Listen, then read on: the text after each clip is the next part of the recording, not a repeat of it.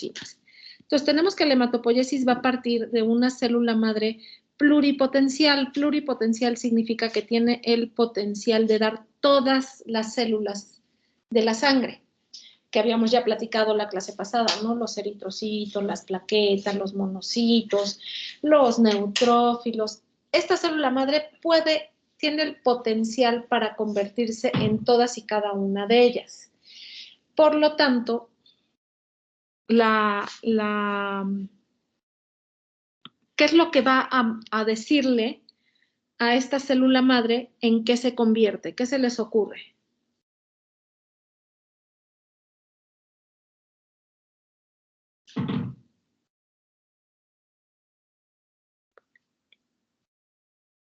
¿Sería si van a la serie roja o la serie blanca? Sí, o sea, ¿qué es lo que le dice a esa célula madre que tiene el potencial para convertirse en cualquiera? ¿Cómo, para decirlo más fácil, cómo se decide? ¿Qué es lo que hace que cambie de una serie o a otra? Sería a través de genes específicos que indican si puede proliferar a un linaje específico y especificarse, bueno, especializarse en proliferar o seguir siendo, pues, diferenciarse una línea como tal, mieloide o linfoide, ¿no? Sí, porque, bueno, esta célula madre tiene todos los genes, tiene el potencial para convertirse en todas. ¿Qué es lo que hace que se vaya a una línea a otra? Pues finalmente el microambiente, ¿no? Lo que se encuentra en su microambiente y sobre todo, como dice aquí, las citocinas. Dependiendo la concentración de citocinas que haya en cualquier momento dado en la médula ósea, es lo que va a hacer que esa célula se convierta hacia una línea o hacia otra. ¿Sí me explico más o menos? Sí, doctora. Entonces, Sí, doctora. Estas citocinas, hagan de cuenta, vamos a decir que es un paciente que tiene una neumonía bacteriana. Entonces, ¿quiénes nos defienden mejor de las bacterias? Los neutrófilos. Los neutrófilos. Neutrófilos, ¿no? Entonces necesita que esta persona necesita en ese momento muchos neutrófilos. Nuestros pulmones en ese momento van a ser altas concentraciones de factores estimulantes, de colonias de granulocitos, y estos son los que van a llegar a esta citocina va a llegar a la médula ósea y va a hacer que la hematopoiesis se vire hacia la producción de un mayor número de neutrófilos. Y si en este caso no fuera una neumonía, sino fuera un paciente que sangró mucho y tiene mucha anemia, entonces va a producirse gran cantidad de eritropoyetina y eso va a hacer que la médula ósea se comprometa a producir más eritrocitos. A lo que voy con esto es que la hematopoiesis es un proceso muy dinámico que se va ajustando a todas nuestras necesidades. Entonces, ¿mandé? ¿No? Estas citocinas van a activar o a inactivar genes para que estas células madre primitivas proliferen y se diferencien hacia células maduras que ya tenemos en la sangre. ¿Sí? ¿Alguna duda de esta primera definición? No, doctora. Ok, la que sigue. Mecanismo fisiológico responsable de la formación continuada de los distintos tipos de elementos formes sanguíneos. Me detengo en continuada. ¿Qué pasaría si por alguna razón, que si hay enfermedades, desapareciera la célula madre de la médula ósea?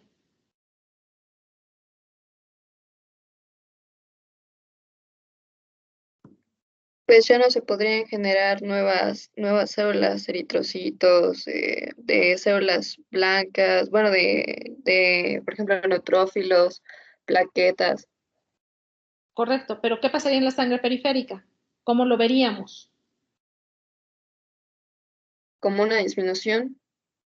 O citopenias, ¿no? Lo que conocemos puede ser anemia, puede ser trombocitopenia, puede ser pancitopenia cuando bajan todas, ¿sí? Entonces, a lo que voy de continuada es, ¿las células de la sangre viven todo para siempre? No, tiene No. cierto número de vida. ¿Cuánto viven los eritrocitos? 120 días. 120 días. 120 días, exactamente. Y las plaquetas.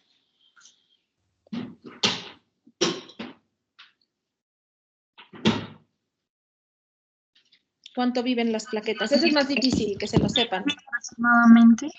¿Ahora? Una semana, 10 días. 10 días. No hay literatura que dice de 5 a 10 y hay otros que dicen de 7 a 14. Entonces vamos a decir en promedio 7 días. ¿Y los neutrófilos?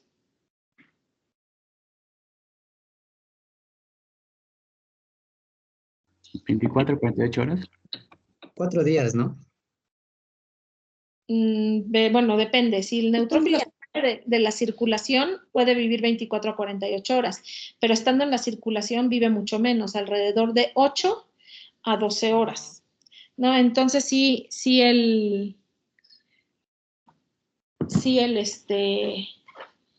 es que me distrajo un mensaje, perdón, muchachos.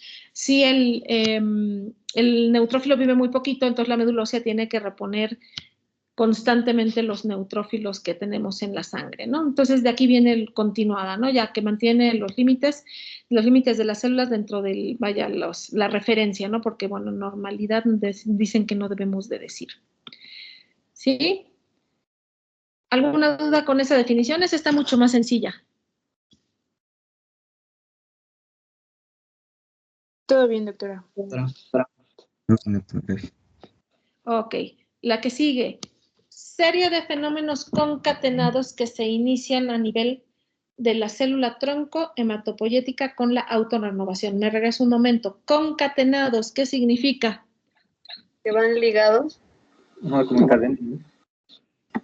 Que van ligados, ¿no? Entonces tenemos que, por ejemplo, para que puedan entrar a actuar los factores estimulantes de colonias, primero tiene que activarse la célula tallo por medio del factor estimulante de célula tallo, la interleucina 3 y la interleucina 6. Si estas no están presentes, entonces la célula madre no va a poder ni autorrenovarse ni diferenciarse. A eso se refiere concatenados, ¿no? Que tiene que llevar cierto orden. Entonces vamos a ver que la célula madre puede tener autorrenovación, puede tener diferenciación y maduración. Sí, ahorita vamos a ir definiendo todo esto. Aquí está, diferenciación. La diferenciación es la secuencia de hechos genéticos que le permiten a una célula sintetizar productos específicos. Es decir, durante la diferenciación, la célula va a ir adquiriendo el potencial para convertirse, por ejemplo, en un eritrocito. ¿Qué requeriría específicamente sintetizar una célula para poder ser un eritrocito? Hemoglobina. Hemoglobina, ¿no? Entonces, durante la etapa de diferenciación, se van a activar genes o va a haber una secuencia de hechos genéticos que le van a dar a la célula el potencial. ¿No? Todavía le confiere el potencial. Todavía no es un eritrocito, pero ya tiene todo lo que necesita para sintetizar hemoglobina, por ejemplo. Después, una vez terminada la diferenciación, que ahorita la vamos a dibujar en una pizarra que me queda bien gacho, pero vamos a irlo viendo, empieza la maduración. La maduración es la secuencia de fenómenos bioquímicos y morfológicos iniciados por la diferenciación. ¿Qué quiere decir esto? Termina la diferenciación, ya esa célula es una célula progenitora, se convierte en una célula precursora y empieza a madurar y a tener fenómenos bioquímicos, es decir, empieza a sintetizar hemoglobina, que estamos hablando del eritrocito, y eso va haciendo que tenga cambios morfológicos. Cuando veamos la maduración de las series, lo van a ver más claramente.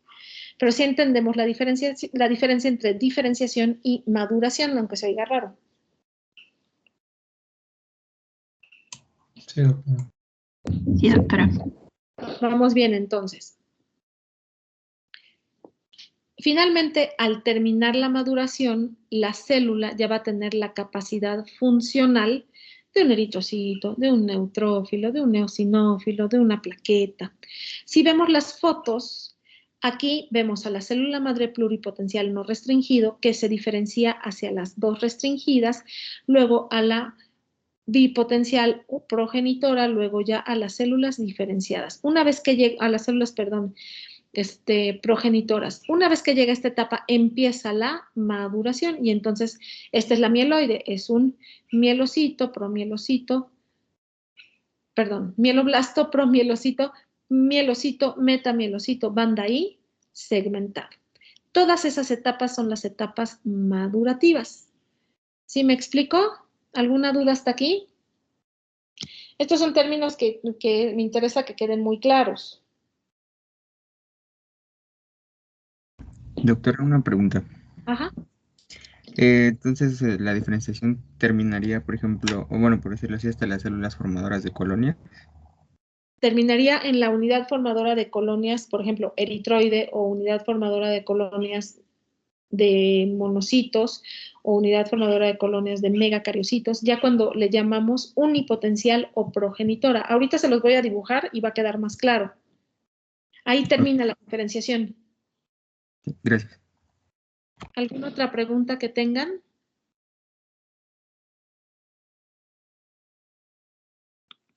Ok.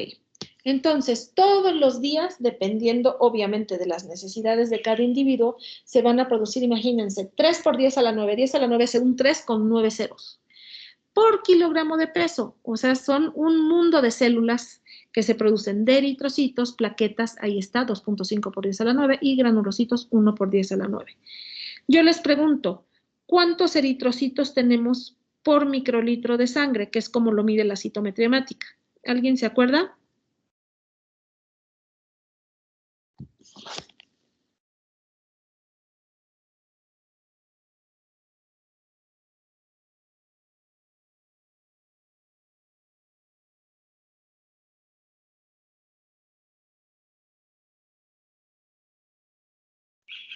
¿Nadie se acuerda cuántos eritrocitos? Son de 4 a 6 millones, ¿no? Millones, exactamente, muy bien. Gabriel, ¿verdad? Es de 4 a 6 millones de eritrocitos, vamos a decir en promedio 5 millones de eritrocitos por microlitro de sangre, para que se den una idea de cuántas células. De plaquetas, ¿quién se acuerda?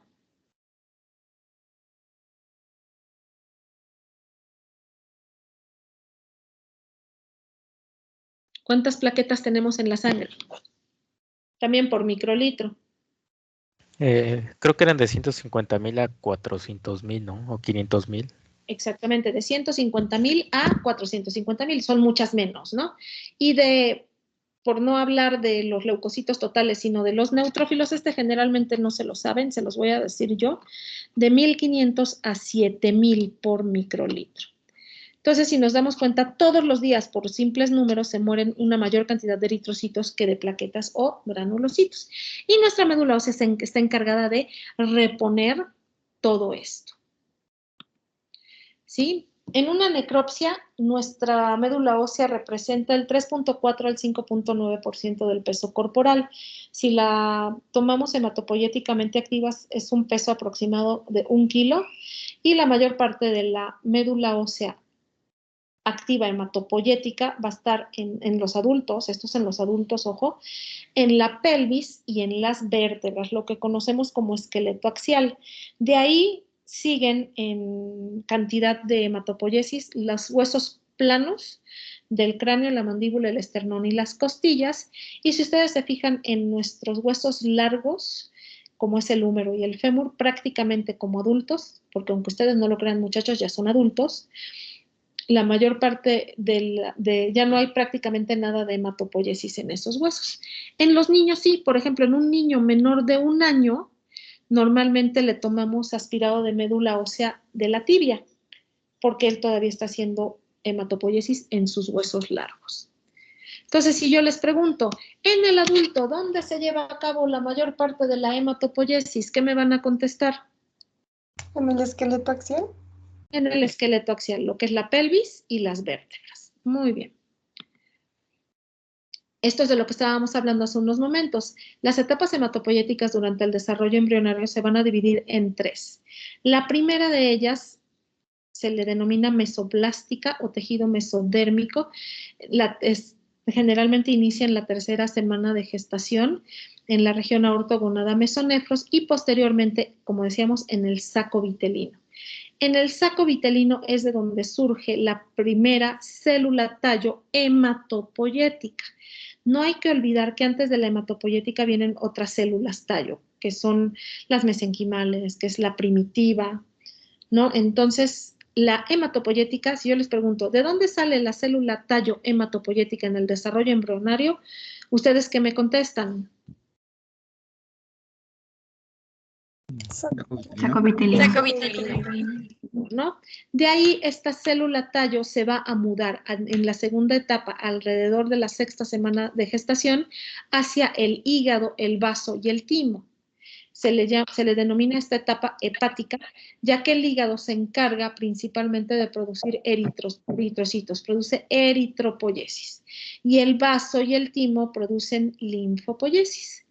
En la tercera etapa, que inicia alrededor de la 11ª semana de gestación, esta célula tallo que está en el hígado se va a mudar, ahora sí, a su casa, ¿no? Ya la casa grande, que es en los tejidos mieloides, en los huesos, donde ya se va a mantener la hematopoyesis durante toda nuestra vida. Y bueno, la linfopoyesis sigue llevándose a cabo principalmente en el vaso, en el timo, en los ganglios linfáticos y posteriormente en todo el tejido linfoide que está distribuido en todo nuestro organismo, como el MALT y el GALT y todos esos.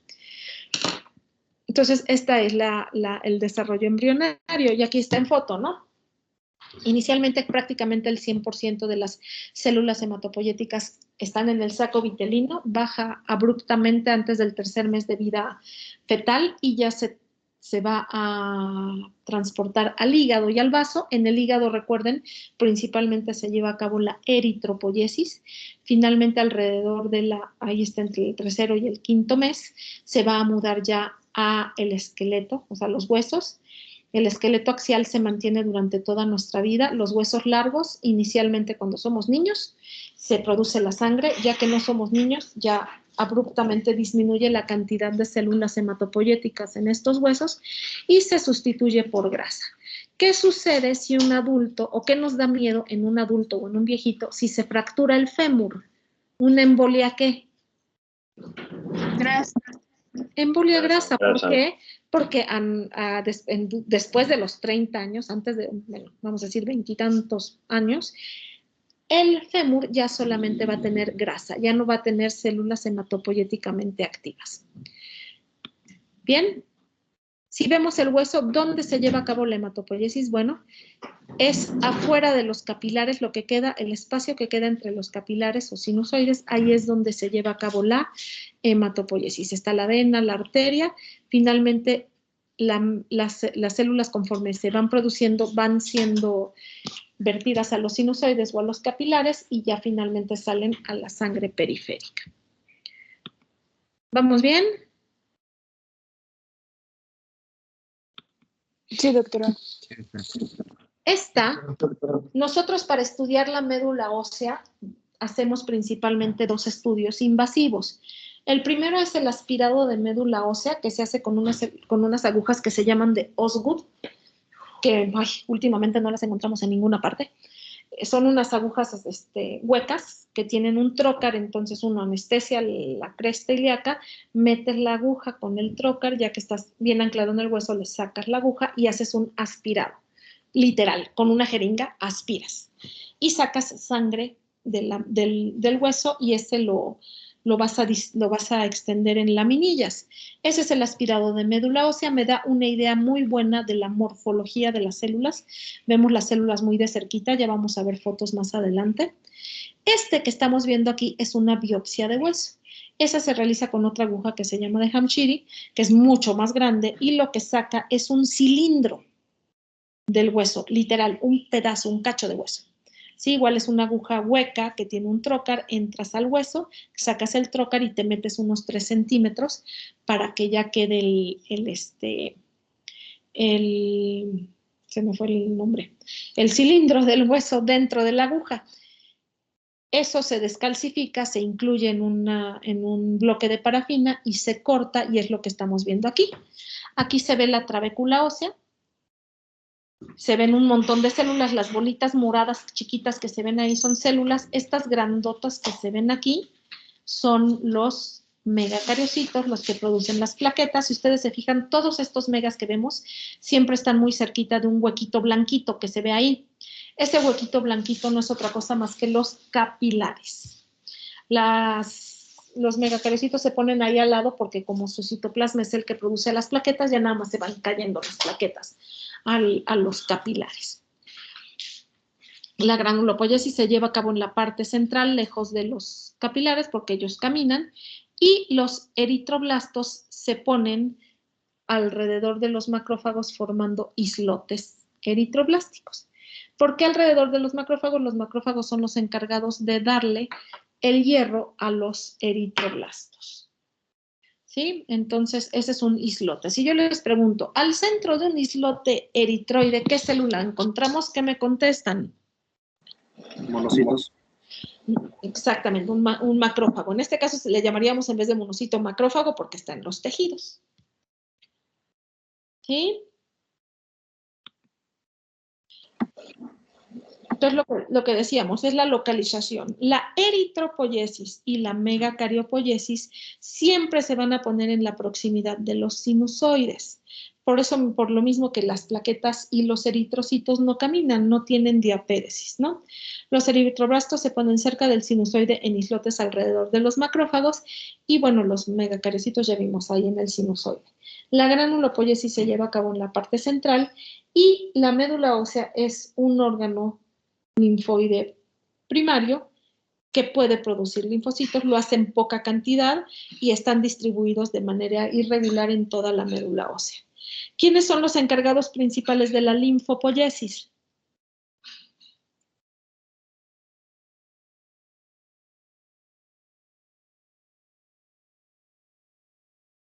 Lo acabamos de decir. Timo y vaso. El vaso. El vaso y el timo. Los ganglios linfáticos y el tejido linfoide que está distribuido en todos lados. ¿Sí? ¿Vamos bien? Sí, Sí, doctora.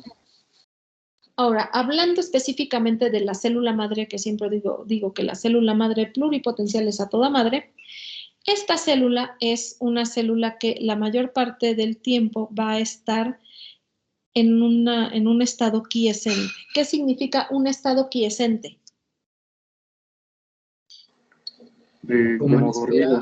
Si hay un estímulo, se va. Como dormido. Exactamente. ¿Qué ibas a decir, Luis? Bueno, dije que sientes cuando está como dormida la célula. Entonces, ante un estímulo, pues va a empezar a avanzar en su ciclo celular. Exacto, no está en la fase G0 del ciclo celular, está ahí paradita, ¿no? Esta célula solamente se activa una vez al mes por 65 horas para hacer autorrenovación o diferenciación, ahorita lo vamos a ver. Esta célula debe de tener la capacidad para dividirse durante toda la vida, lo que decíamos, nunca podemos quedarnos, siempre hay un stock de células madre pluripotenciales, son en cantidad las menos, porque lo que está madurando hay muchas más, porque van replicándose, pero ahí van, ¿no? No se diferencian todas terminalmente, siempre tiene que haber células madre y en su división pueden optar por la autorrenovación, que no lo habíamos definido. La autorrenovación es la división celular especializada en la que una o ambas células retienen el potencial biológico de la célula original. ¿Sí? O sea, son células madre pluripotenciales. O bien, en vez de hacer autorrenovación, puede optar por diferenciarse o el compromiso que está aquí. ¿Sí? Todo lo que sabemos, todo, lo hemos estudiado en cultivos de células humanas de cordón umbilical. En la sangre del cordón umbilical hay una alta concentración de células madre. Entonces, bueno, entran en autorrenovación 65 horas una vez al mes. Es muy importante que siempre haya células madre. Son células mononucleares, que quiere decir que poseen un solo núcleo. El citoplasma es translúcido con apariencia refractiva, es decir, estamos hablando de sus características morfológicas.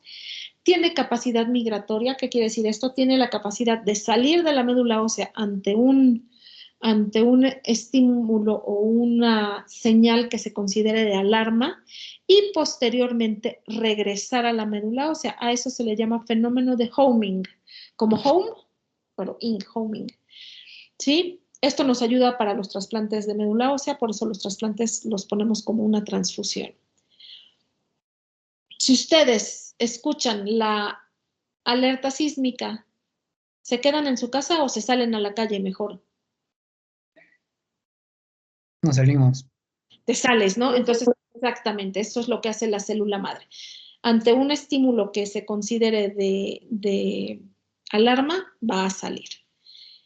En la médula ósea tenemos dos tipos de células. La célula madre primitiva, que solamente va a tener positivo el CD117. ¿Sí saben qué son los CDs? ¿Alguien me puede decir qué son los CDs?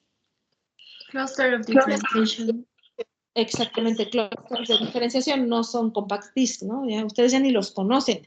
Entonces, los clústeres de diferenciación les fueron dando el número como los fueron descubriendo. El CD117 es el receptor del factor estimulante de célula tallo. Entonces, esta es una célula madre primitiva. Si no tiene el 34, no es hematopoyética. Esta que está aquí abajo, la célula madre, aquí me falta ponerle hematopoyética, se caracteriza por tener el 34 positivo y el 117 positivo. El 38 puede estar positivo, negativo o débil. Entonces, los más importantes es el 117 y el 34. Nosotros, cuando vamos a hacer un trasplante de médula ósea que tenemos el injerto, le medimos cuántas células CD34 tiene para saber si tenemos suficientes células para asegurar un injerto. ¿Sí? ¿Vamos bien? Sí, doctora. Sí, doctora. Las células madre pluripotenciales van a amplificar a la población. Es decir, conforme van diferenciándose, van replicándose a ser cada vez más para poder dar muchas células terminales. Sí, las células diferenciadas terminalmente, que estamos hablando de los eritrocitos, los neutrófilos, las plaquetas, con excepción de los linfocitos, no tienen capacidad de autorrenovación. En otras palabras y más sencillas, no pueden hacer mitosis. ¿Un eritrocito puede hacer mitosis y darnos otro eritrocito? No. No tiene ni núcleo, vamos a acabar pronto, ¿no? Entonces, ¿por qué los linfocitos sí retienen esa capacidad para siempre, toda la vida?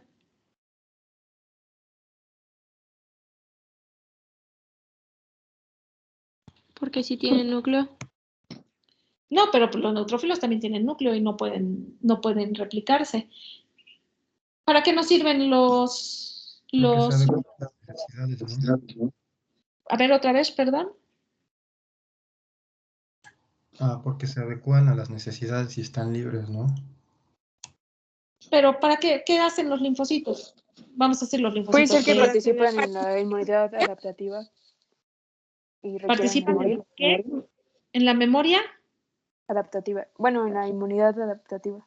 Exactamente, son nuestras células de memoria. Entonces, por ejemplo, a mí que me dio varicela a los 5 años de edad, no siempre voy a tener un montón de linfocitos B que productores de anticuerpos contra el virus de la varicela.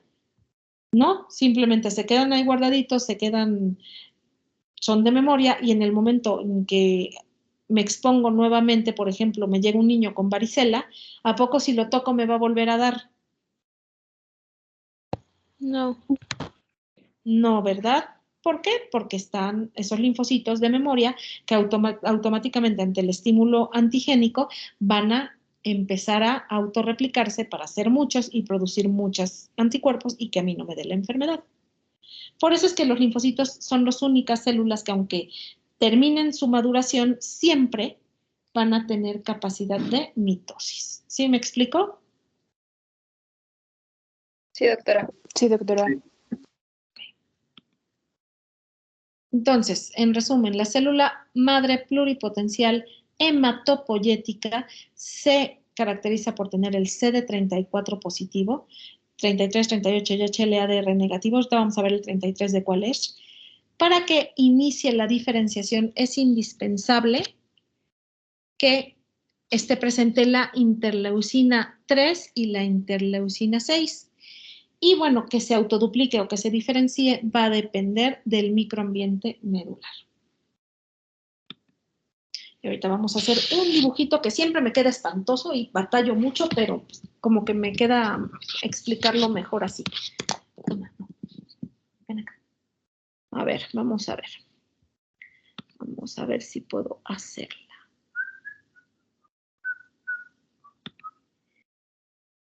A ver, pizarra.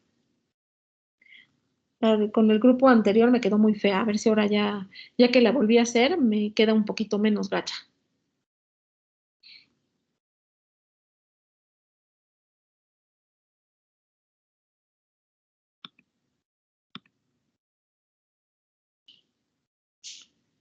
Bueno, ¿ya ven la pizarra? Ya, doctora. Ya, doctora. Sí, doctora. Ok, entonces vamos a hacer aquí una pelotita. Ahí, quería una pelotita más pequeñita. Ahí está. Entonces, todo lo que sabemos de la hematopoiesis, decíamos, lo hacemos en cultivos, ¿no? Entonces, a esta se le conoce como unidad formadora de colonias. Hay varios nombres. BL, que es... No, espérame. Que aquí está mi gato queriendo subir a la computadora. Blastos. O unidad formadora de colonias. LM, que es linfo. Mieloide. O unidad formadora de colonias. S, que es de stem cell.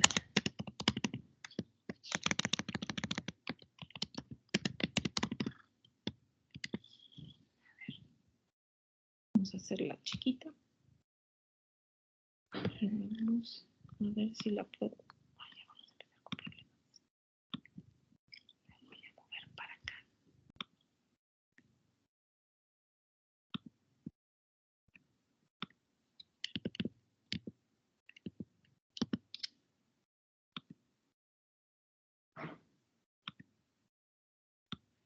Ok.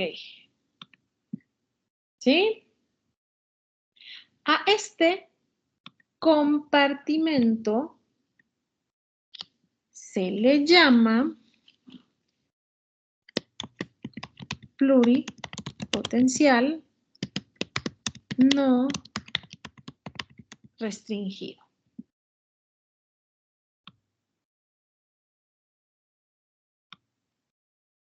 Aquí lo voy a poner. ¿Vamos bien? Esta se caracteriza por tener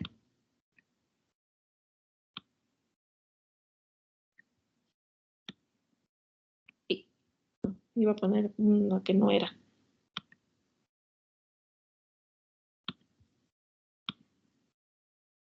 El 34, que me quedó ese 4 bien gacho, pero sí se entiende, ¿no? Y el 117. ¿Sí? ¿Vamos bien? Sí, doctora. Sí, doctora. Sí, está bien. Este compartimento, quiero negro porque si no se ve. Se va a dividir en dos.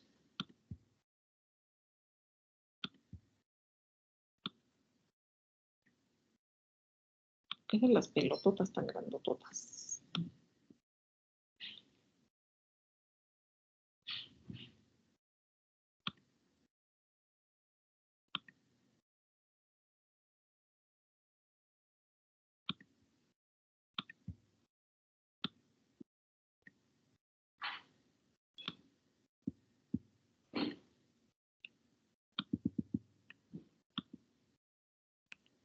¿Sí?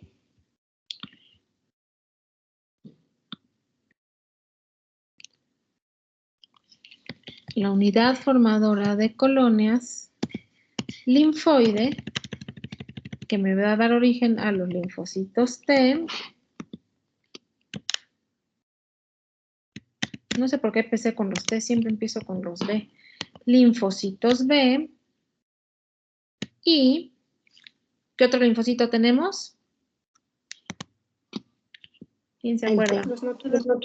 Los Natural natural killer. Por alguna razón siempre se nos olvidan los natural killer.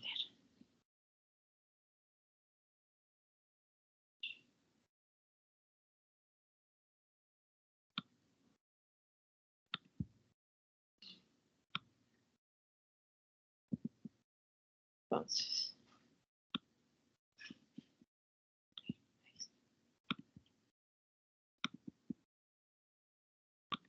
estos, ya dijimos, ¿no? Se van a mudar al timo, al vaso, a los ganglios linfáticos,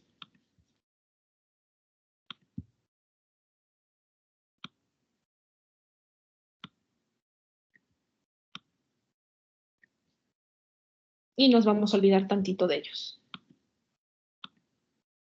Esta es la unidad formadora de colonias, tiene varios nombres. Uno de ellos es GEM, de granulocitos, eritrocitos, monocitos y megacariocitos, o unidad formadora de colonias, así tal cual, mieloide.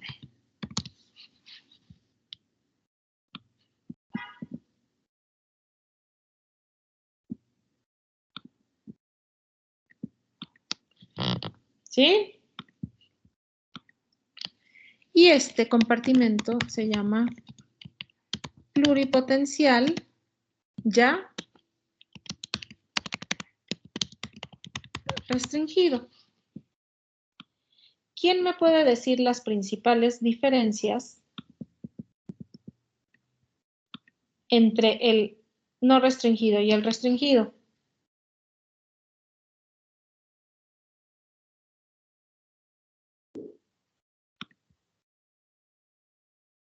Mientras que voy haciendo más bolitas.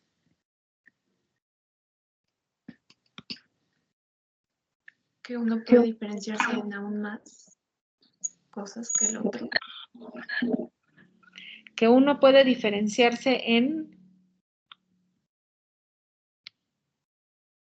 ¿En qué me dijiste? En más cosas que el otro. Ok, sí, estás en lo correcto. O sea, la diferencia principal es que... Espérame, estoy tratando de ver. El no restringido tiene el potencial de darme todas las células, ¿no? Tanto linfoides como mieloides. Pero el restringido, literalmente, ya no puede. ¿Por qué ya no puede? Pues porque ya dio el primer paso de lo que conocemos como diferenciación. Sí, como que había quedado muy arriba.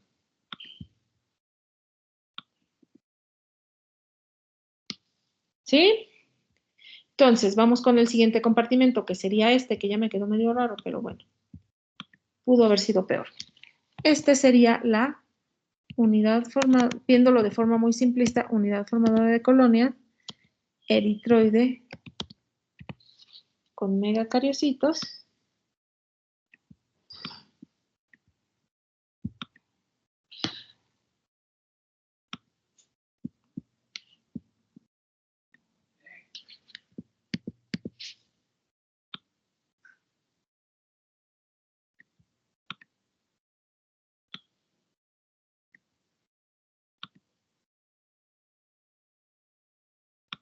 ¿Cómo creen que se llama este compartimento?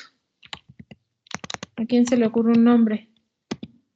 Si es pluripotencial, ¿este cómo será?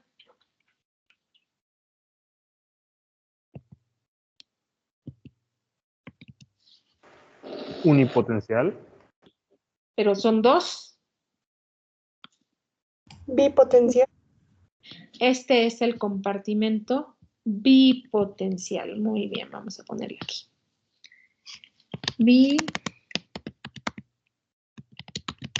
Bipotencial. Viéndolo, en realidad esto es verlo así como que de manera un poquito, vamos a llamarle simplista, ¿no? Entonces este es el bipotencial y luego por lógica estas dos se van a volver a dividir.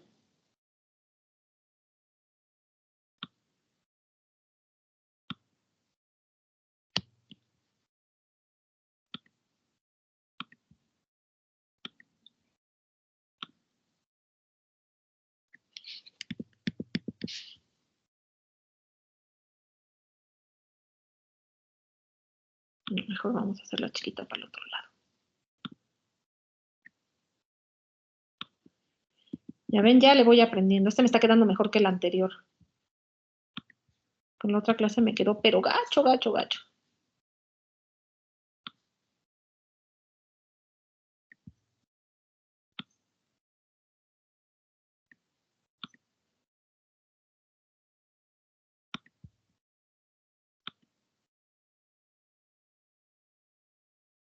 Voy a picarle al equivocado. A ver, vamos a ver.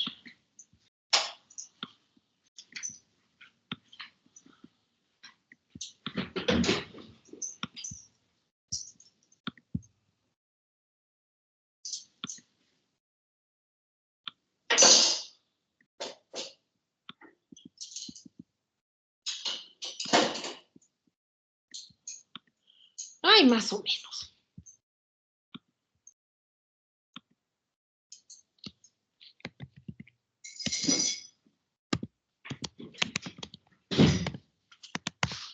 ¿Y este que estoy haciendo, cómo se llamará?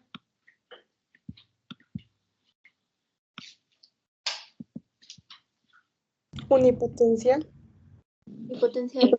Exactamente. Este sería unipotencial, una formadora de colonias eritroide.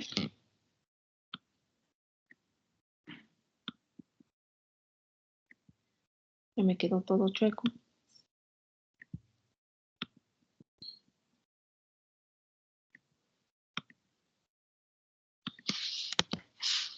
Bueno, ya. Ahí se ve más o menos, ¿no?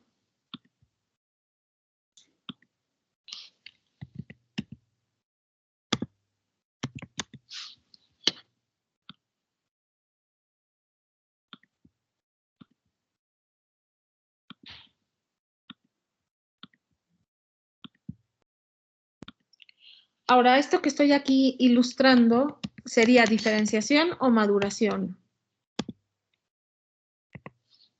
Diferenciación. Diferenciación, exactamente. Voy a decir que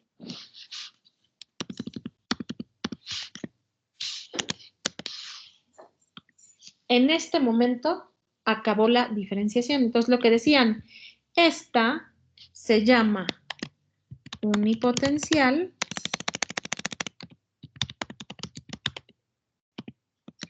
o progenitoras. ¿Sí? Hasta aquí queda la diferenciación. Si queremos seguirle, que todavía tengo aquí un pequeño espacio, nada más voy a alargarlo.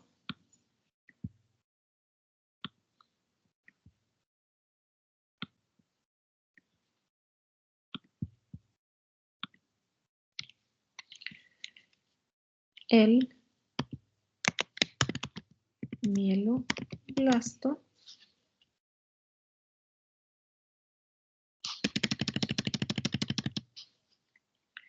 el monoclasto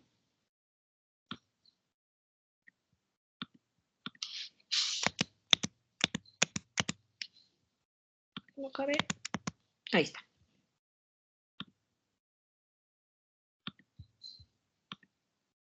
Ya los voy a dejar así grandotes porque la verdad es que ya me da flojera moverle. Mieloblasto, el proeritroblasto.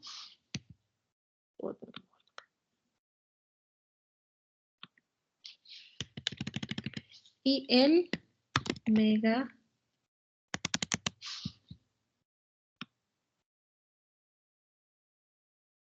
voy a hacerlo más, nomás así. Megacarioplasto. Y no me toca. Ahí está. ¿No? De tal forma que alguien sabe cómo se llama a este. ¿Células precursoras? Estas son exactamente las precursoras.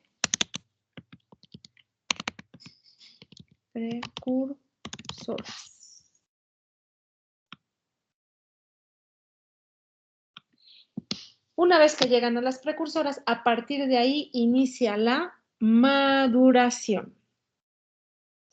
Entonces,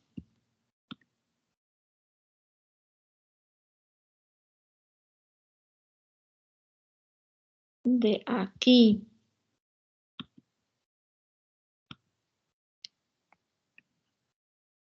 vamos a decir. Aquí es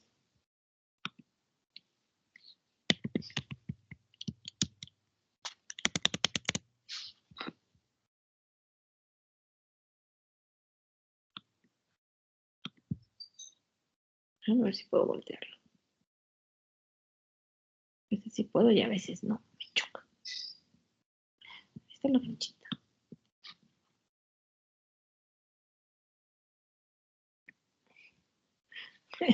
Ya sale. Ven acá.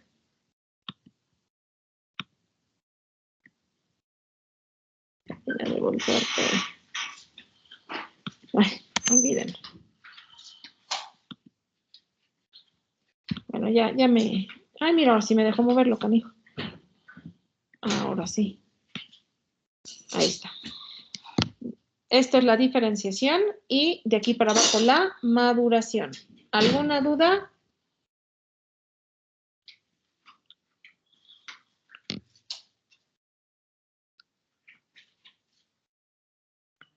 ¿Ya lo puedo quitar? Sí, doctora. Sí, sí, doctora. Media hora para ya quitarlo, pero bueno. Ok.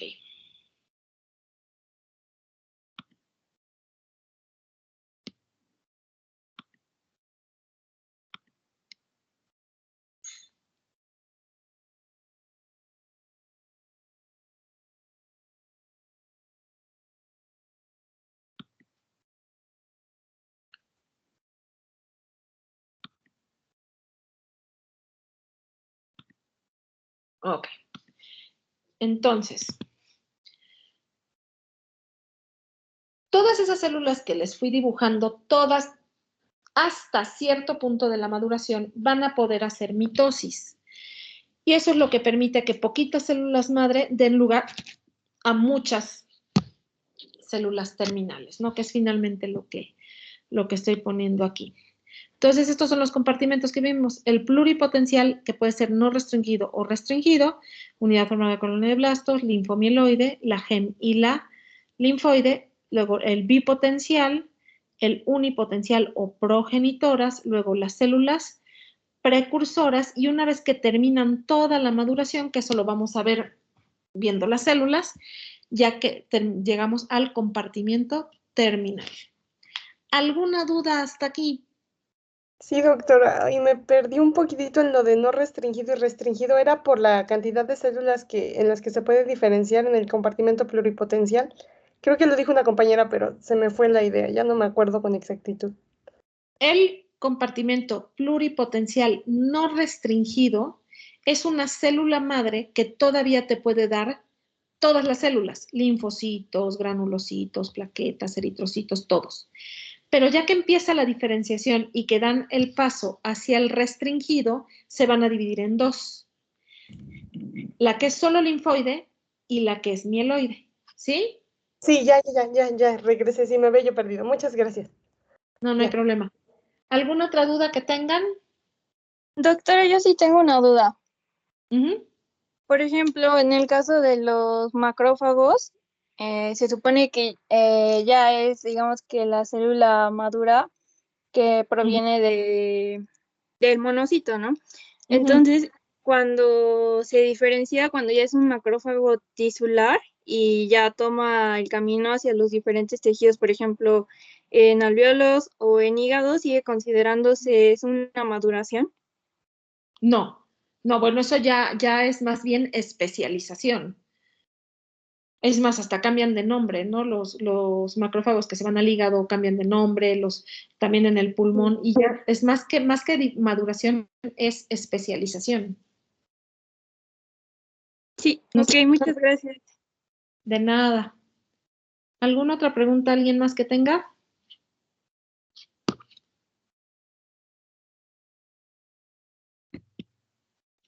¿No? Ok.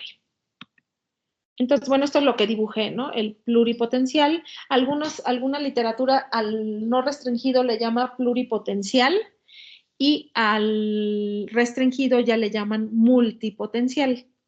Y luego ya las comprometidas y las terminales, ¿no? Esto es lo que ya habíamos ahí dibujado. Ahora vamos a hablar del microambiente. Ya hablamos de la célula madre, cómo se va diferenciando hasta que llega a sus progenitoras, ¿no? Ahora, ¿qué necesita esta célula madre precisamente para poder hacer esto? Pues obviamente necesita de una casita.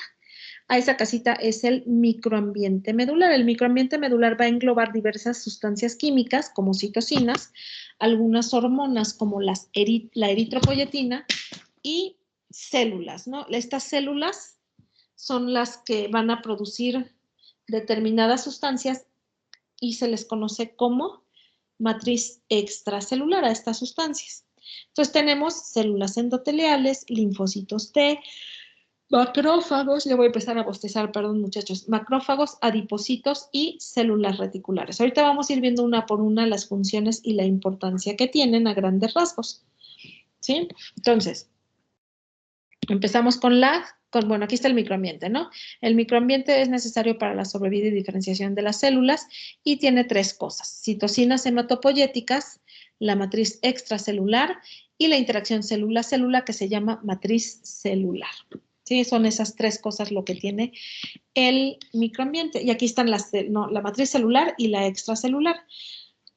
Vamos a empezar a ver un montón de tablitas, entonces no se las voy a leer, ustedes las pueden revisar y nos aprendemos la célula y lo que produce cada célula. Lo que me interesa más que nada es que entendamos cuál es la función de estas células en el microambiente de la médula ósea. Entonces, tenemos a las células endoteliales, muy importantes. ¿Dónde están las células endoteliales? Ya sabemos, en la superficie interna del sinusoide o del capilar en la médula ósea. Entonces, cuando los vasos ya son capilares, ya nada más tienen la pura capa de células endoteliales, ¿sí o no?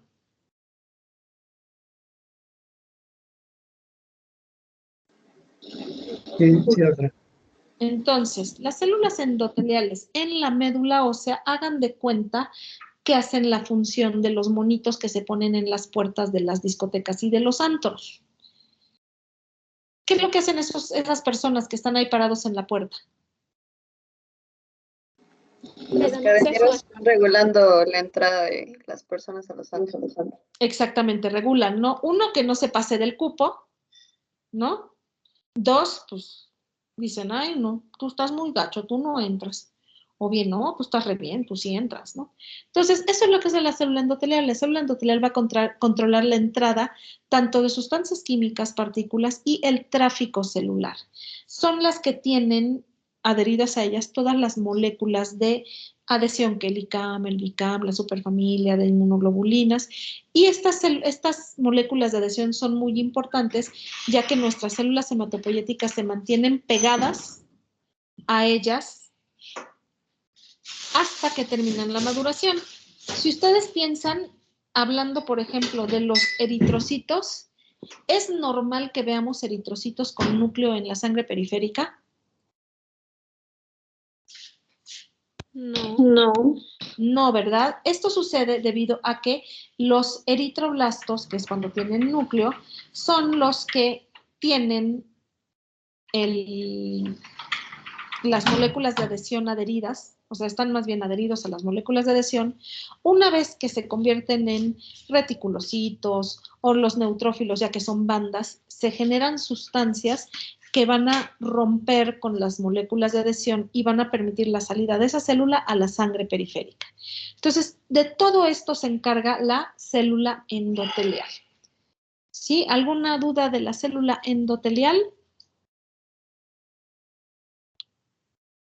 No, doctora. Okay. Bien. Seguimos con las células reticulares. Las células reticulares, hagan de cuenta que está imagínense, el capilar con su célula endotelial.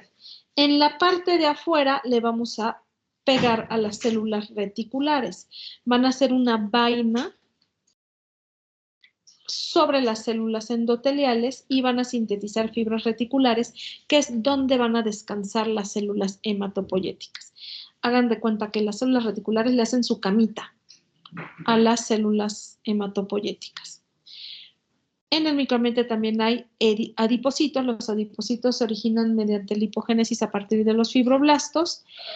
Producen varias sustancias, leptina, adiponectina y osteocalcina. La adiponectina inhibe la apoptosis de la célula endotelial, es la que cuida la célula endotelial. La leptina y la osteocalcina, la leptina va a promover la granulopoyesis y la osteocalcina va a inhibir la linfopoyesis. Vamos a pensar en el microambiente medular, va a tener tanto sustancias estimulantes como sustancias inhibitorias, porque se requiere de un equilibrio o un balance entre ambas y va a ir dependiendo de las necesidades de cada individuo, ¿no? Las células estromales son las que se encargan de alimentar a las células madre, son las nodrizas, vamos a decir, y también van a ejecutar interacciones entre las células y hacen el efecto contrario de los adipocitos. Van a inhibir la diferenciación mieloide y estimular la secreción de osteopantina para activar a los linfocitos T. ¿Sí? Para que finalmente, ¿qué sucedería si hubiera predominio de inhibidores en la médula ósea? ¿Qué se les ocurre?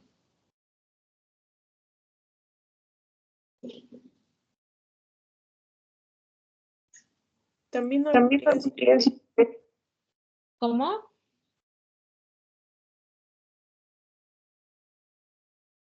que quizá habría Habría citopenias, exactamente.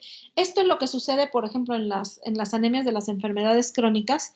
Hay tantas sustancias inhibitorias que eso hace que la eritropoyesis se detenga.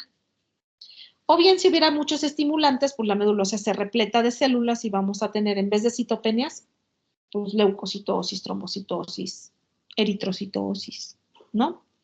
Entonces, bueno, esto es lo que hacen las células estromales. Los osteoblastos, bueno, ya sabemos que los osteoblastos en términos generales producen hueso, pero además ayudan a la hematopoiesis produciendo factores estimulantes de colonias de granulocitos y macrófagos y de monocitos solitos, interleucina 1 y interleucina 6. Y en ocasiones, cuando es necesario, también pueden sintetizar factores inhibidores. Después vamos a ver los estimulantes y los inhibidores. Y bueno, las moléculas de adhesión que ya habíamos platicado, ¿no? Estas familias de moléculas van a dedicarse a mantener la hematopoiesis dentro de la médula ósea hasta que las células estén listas para salir a la sangre periférica, que hayan madurado. Sí, está la superfamilia de inmunoglobulinas, de integrinas, selectinas y cialomucinas. No vamos a ahondar más en esto porque no acabaríamos nunca. ¿Alguna duda que tengan con respecto al microambiente en cuanto a las células y todo lo que acabamos de ver?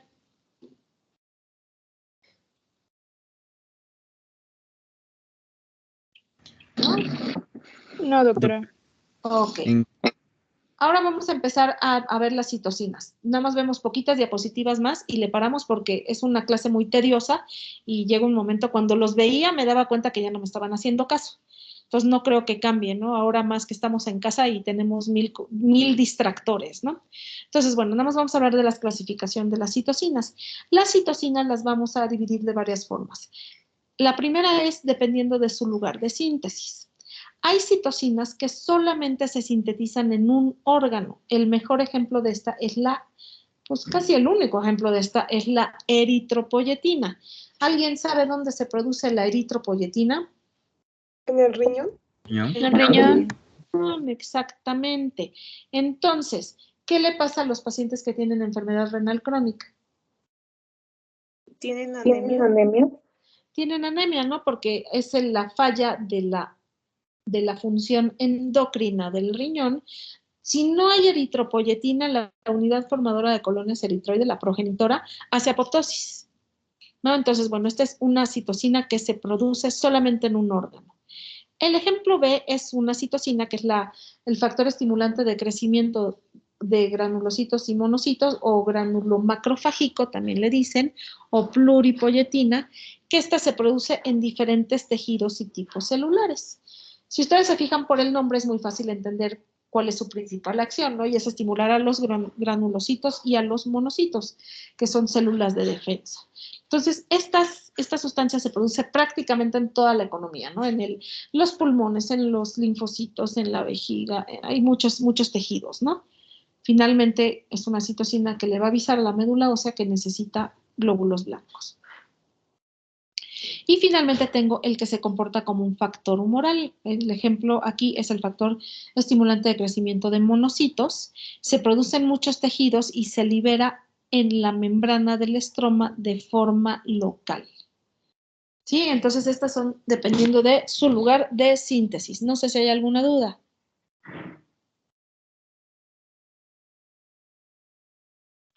No, doctora. Luego tenemos por el tipo de acción. Hay citocinas que son exclusivas de un linaje. Nuevamente un muy buen ejemplo es la eritropoyetina. Regresando al ejemplo de los pacientes con enfermedad renal crónica, pues hacen anemia, ¿no? ¿Qué pasa con sus plaquetas y sus leucocitos? ¿También se bajan?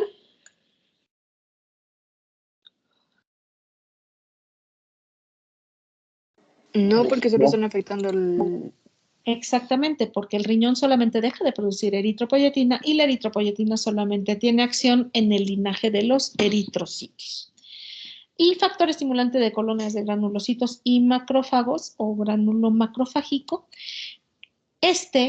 Se le llamó inicialmente pluripoyetina porque se dieron cuenta que estimula a todas las líneas y hace sinergia, ¿no? Entonces, si se junta con el factor de crecimiento de granulocitos, pues hay neutrofilia.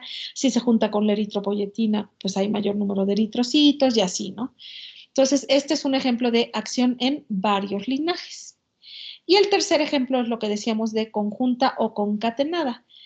Yo necesito que la primera que está ahí es el factor estimulante de célula tallo, que su receptor es el CD117, actúe para que más adelante pueda actuar la eritropoyetina. ¿Sí? Sí, doctora. Sí, doctora. Ok.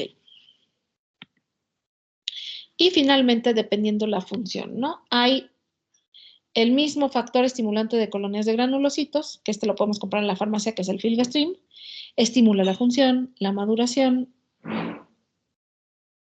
favorece la diferenciación o compromiso, la proliferación y la supervivencia de los neutrófilos.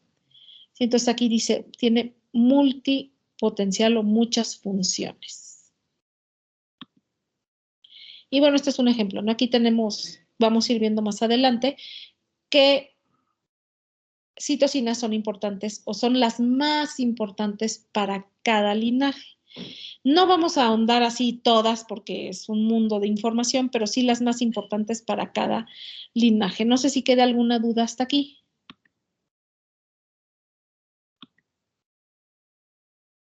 No, doctora. No, doctora.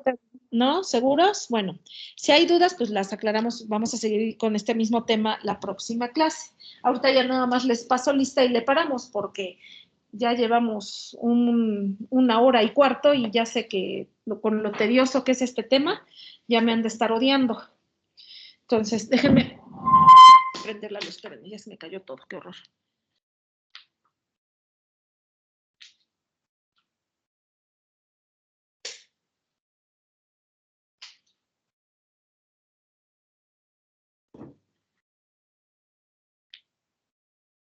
A ver.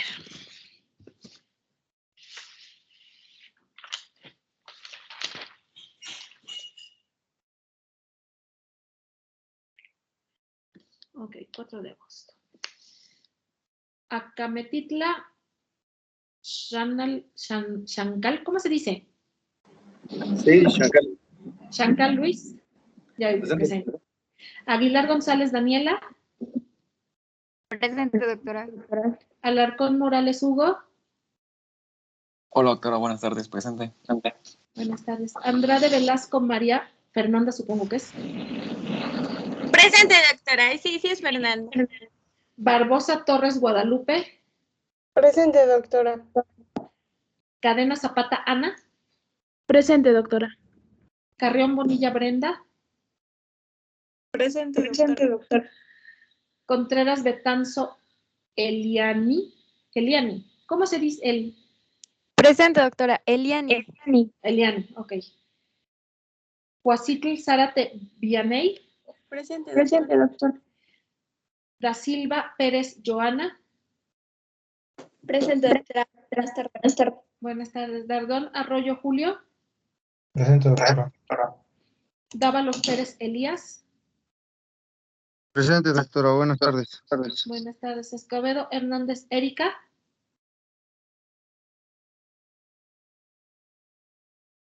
Escudero Arreguín Haddad. Presente, doctora. Buenas tardes. Buenas tardes. Flores Ramos Gabriela.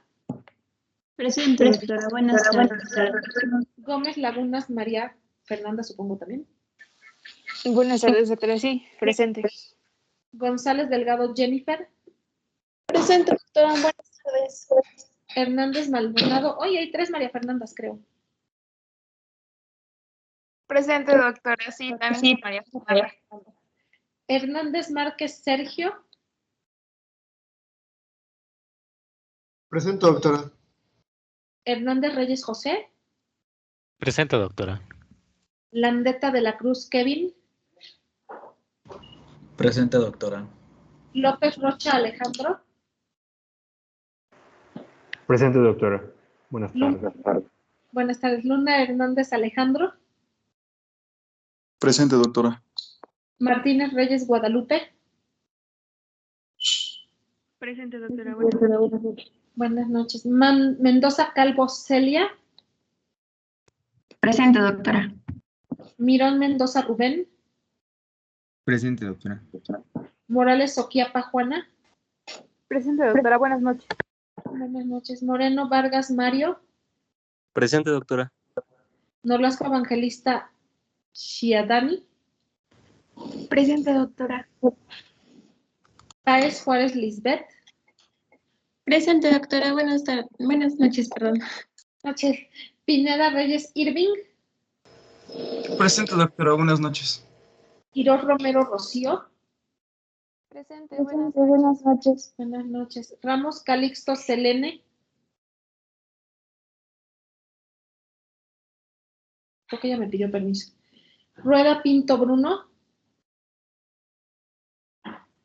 Presente, doctora. Buenas noches. Buenas noches. Salazar Villanueva Lisette. Presente, doctora. Buenas noches. Salvatore Jiménez Emanuel. Presente, doctora. Tehuitzil Cordero Andrea. Presente, doctora. Buenas noches. Trejo Lázaro Denise. Presente, doctora. Buenas noches. Buenas noches. Vázquez Donado. Presente, doctora. Vázquez López Nayeli. Buenas noches, doctora. Presente. Bien. Y vamos con el otro grupo, que ya aquí son poquitos. De la Canal Hernández Diana. Es la compañera que le pidió permiso ayer, doctora. Sí, tienes razón. García Escalante Jania. Doctora, presente. Buenas noches. Buenas noches. Y Yescas González Dana. Buenas noches, doctora, presente. López Huerta Francisco. Presente, doctora. Buenas noches. Buenas noches. Machorro Torres Luis. Presente. Martínez Lugo Diana. Presente. Ontivero Fernández Allison. Presente, doctora. Buenas noches. Rodríguez Camaño Karen. Presente, doctora. Rodríguez Gómez, Carla. Presente. Rojas Jiménez Gabriel. Presente, doctora. Serna López Kevin. Presente. Torres Lastra Andrea. Presente, doctora. Buenas noches. Buenas noches. Valencia Jiménez Erika. Presente, doctora. Buenas noches. Vega Salinas Daniela. Presente, doctora. Buenas noches. ¿Alguien que me haya faltado?